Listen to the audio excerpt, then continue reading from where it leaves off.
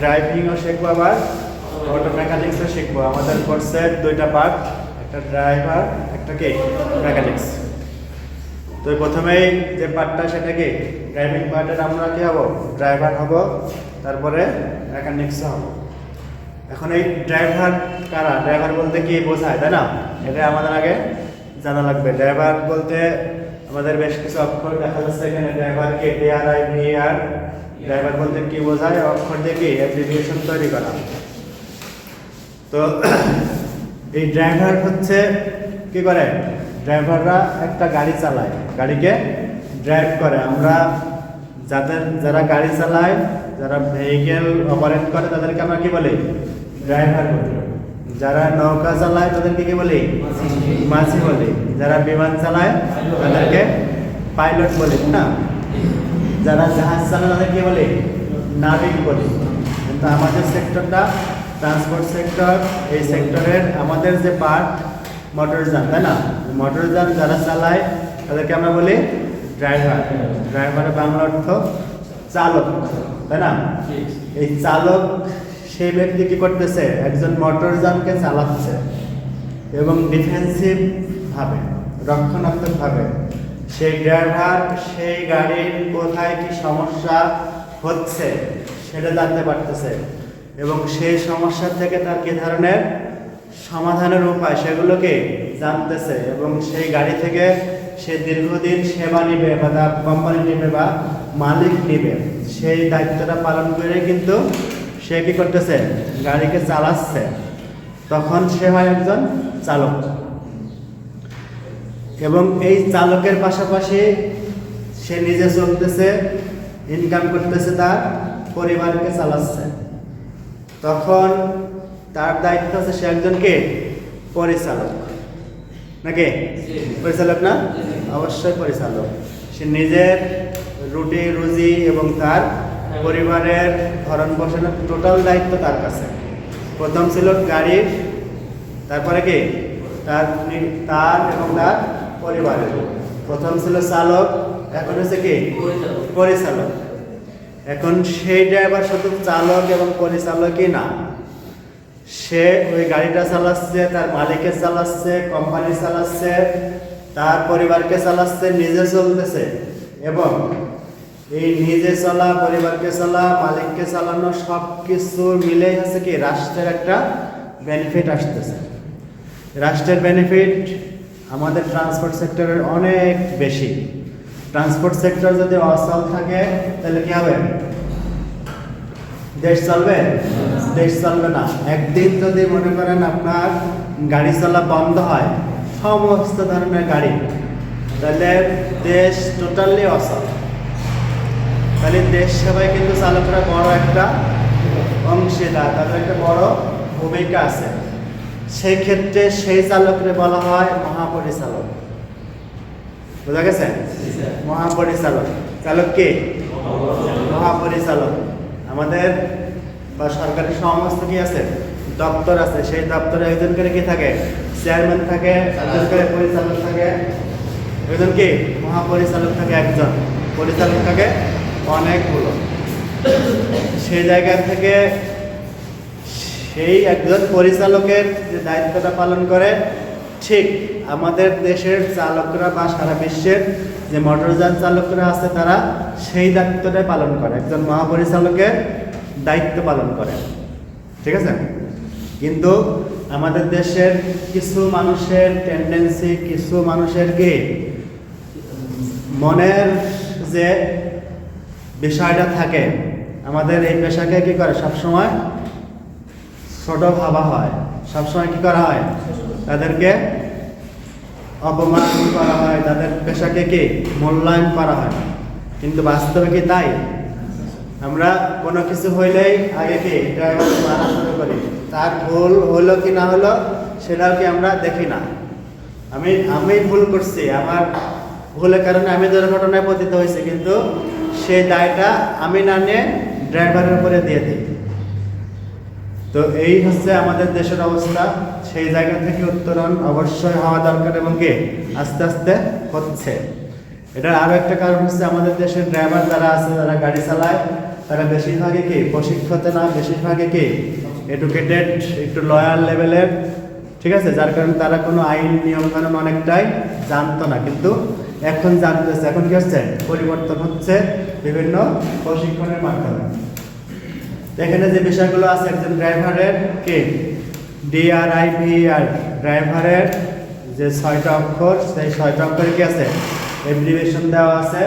প্রথম যেটা কি ডিতে কি হবে, ডিপেন্ডেবল, ঠিক আছে। ডিপেন্ডেবল মানে কি, নির্ভরযোগ্য, মানে একজন চালক অবশ্যই কি হবে, নির্ভরযোগ্য একজন ব্যক্তি হবে। তারপরে আছে ডিসিপ্লিন, মানে শৃঙ্খলা করা, ঠিক আছে।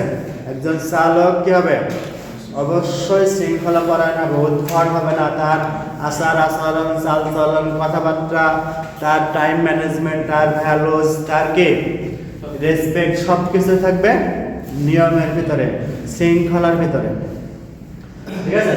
তারপর আছে কি ডেডিকেটেড, একজন চালক অবশ্যই ডেডিকেটেড ছাড়া সে ড্রাইভিং পেশায় আসতে পারবে না, ঠিক আছে।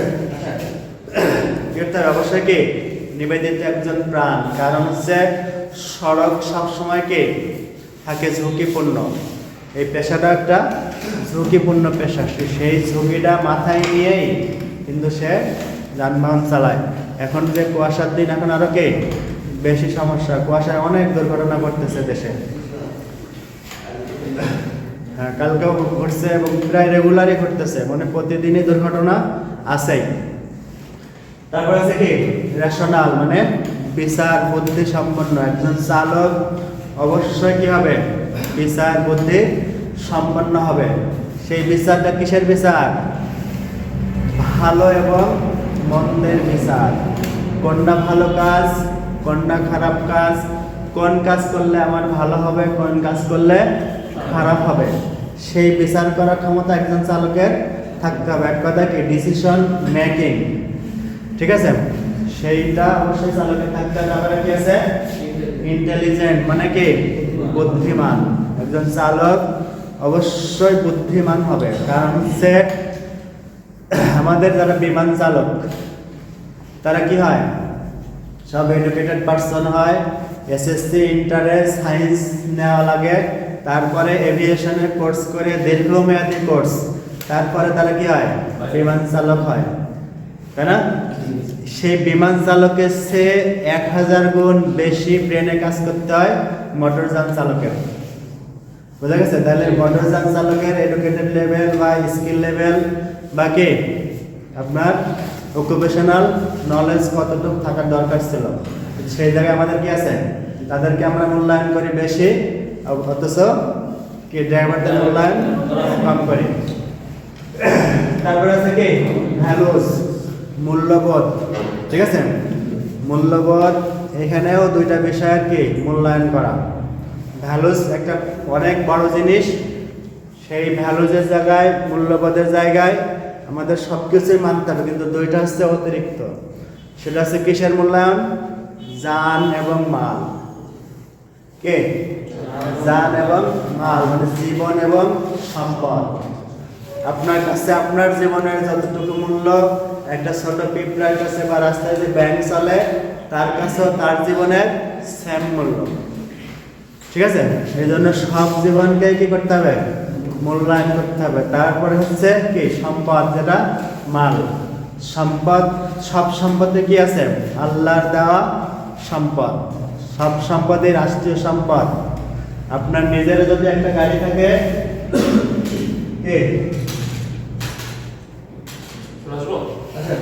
আপনার নিজের গাড়িটাও যদি থাকে, সেই গাড়িটাও কিন্তু রাষ্ট্রের গাড়ি। আপনার নিজের টাকা থাকা মানে কি রাষ্ট্রের টাকা থাকা। আপনার নিজের সম্পদ, রাষ্ট্রের যে সেবাটা দিচ্ছে সেটা যদি আপনি নষ্ট করেন, সেই সেবা থেকে কি দেশের জনগণ বঞ্চিত, ঠিক আছে। তাহলে কি এই সব সম্পদকেই মূল্যায়ন করতে হবে, কোনো সম্পদ নষ্ট করা যাবে না। একজন চালকের দ্বারা কোনো সম্পদ যদি বিনষ্ট হয়, সে কি ভালো চালক হবে না। এরপরে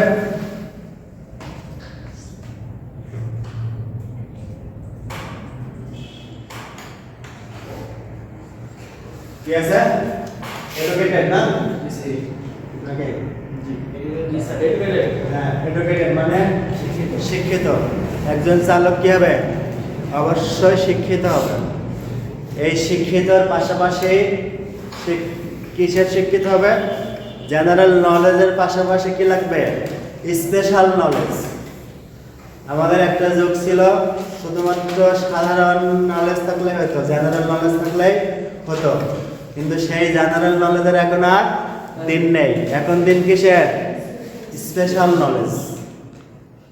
আমি এই যে অকুপেশনে আছি সেই অকুপেশনে আমি এক্সেপশনাল হব, স্পেশাল হব, সবার থেকে আলাদা হব, সেই জ্ঞানটা আমার অর্জন করতে হবে। তারপরে আছে কি এনার্জেটিক মানে উদ্যমী। একজন চালক কি হবে? অবশ্যই এনার্জেটিক হবে, সবসময় হাসি খুশি, সবসময় প্রফুল্লতা, কোনো সময় জন্য কি বিষণ্ণতা নেওয়া যাবে না। কোনো প্রকার স্ট্রেস নিয়ে যদি আপনি ড্রাইভ করতে যান, দুর্ঘটনা ঘটবে, এটাই স্বাভাবিক। তারপরে কি আছে? এন্ডিউরেন্স। এন্ডিউরেন্স হচ্ছে কি সহ্য শক্তি বা ধৈর্য বা সহনশীলতা। ঠিক আছে? সহ্য শক্তি, ধৈর্য বা সহনশীলতা। কথায় আছে ধৈর্য একটা মহৎ গুণ, কিন্তু আমাদের এই ড্রাইভিং অকুপেশনে ধৈর্য শুধু মহৎ গুণই না, এটার সাথে সম্পৃক্ত হচ্ছে আপনার বাঁচা এবং মরা। আপনি যদি ধৈর্য হারা হন তাহলে মরবেন, এটাই কি স্বাভাবিক। ধৈর্য ধরে যদি ড্রাইভ করবেন আপনি বাঁচবেন, সেটাও স্বাভাবিক। ঠিক আছে? এজন্য কি ধৈর্যটা একটা অনেক বেশি গুরুত্বপূর্ণ বিষয়। তারপর আছে রিফ্লেক্সিভ, প্রতিবর্তক ক্রিয়া সম্পন্ন। এটা একটা আলাদা জিনিস। এটা হচ্ছে আমরা যখন যে কোনো কাজ করতে যাই, যদি হেঁটেও যাই, কিছু কাজ নিজের অজান্তে করি, সেটা গাড়ি চালাতে গেলেও করি। সেই কিছু কাজের ভিতরে 4টা কাজ হচ্ছে মেন। এটা হচ্ছে আমি দেখি কি করব, সেটা আমি কি প্রথম আমার চোখে আসে, দেখি না, না চোখ বুঝে চলি। হাঁটতে হেঁটে কি চোখ বুঝে হাঁটে? চোখ বুঝে হাঁটে না, দেখেই চলি, তাই না? প্রথম কাজ হচ্ছে আমার দেখা। দেখার পরে আমি নির্ণয় করবো আমি কি দেখলাম। তারপরে আমি সিদ্ধান্ত নিব যে সেইটা মনে করেন সাপোজ হাঁটতে হাঁটতে এটা কি দেখছি? Russell viper. এখন দেখে আমি সিদ্ধান্ত নিব। প্রথম দূর থেকে দেখলাম যে কিছু একটা নড়তেছে, কাছাকাছি গিয়ে বুঝছি সেটা কি রাসেল ভাইপার। তখন আমি কি করব? আমি কি লোকজন ডাকবো, না লাঠি নিয়ে তার আঘাত করব, না পালাবো? একটা ডিসিশন নিব না? এবং এই ডিসিশনটা নেওয়ার পরে সেই ডিসিশনটা কার্যকর করবো। যদি চিন্তা করে পালাবো তাহলে দৌড় দিব, যদি মনে করি তারা মারবো, আঘাত করবো, তাহলে কি লাঠি নিয়ে এসে তারা আঘাত করবো, তাই না? এই কাজগুলো কিন্তু আমরা চলতে চলতে করি।